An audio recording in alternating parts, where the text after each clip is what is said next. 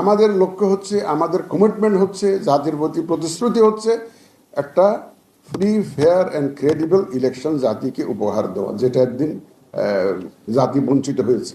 আমি তো প্রায় বলে থাকি ওই যে আমাদের যারা বঞ্চিত কর্মকর্তারা যাচ্ছে এস্টাবলিশমেন্টে, সংস্থাপন মন্ত্রণালয়, জনপ্রশাসন মন্ত্রণালয়ে অনেকে আন্দোলন করছে, তাদের দাবি দেওয়া, তাদের বঞ্চনার তথ্য তুলে ধরছে। তা আমাদের 18 কোটি মানুষ, বঞ্চিত মানুষ কোথায় যাবে? ওরা তো বঞ্চিত, ভোটের অধিকার থেকে বঞ্চিত 18 কোটি মানুষ। এদের তো, এরা তো জনপ্রশাসন মন্ত্রণালয়ে গিয়ে যাওয়ার তো কোনো উপায় নেই তাদের। তারা আসবে আমাদের কাছে। 18 কোটি মানুষ যে বঞ্চিত, এই তাদের এই বঞ্চনার দুঃখ তারা বলার জন্য আছে, আমরা আছি। তা আমরা দায়িত্ব নিয়েছি ইনশাল্লাহ তাদের বঞ্চনা যাতে আমরা ঘুষাইতে পারি। তারা যে বঞ্চিত হয়েছে এতদিন, সেটা সেই ভোটের অধিকার থেকে বঞ্চিত হয়েছে, সেটা আমরা ঘুষাতে চাই।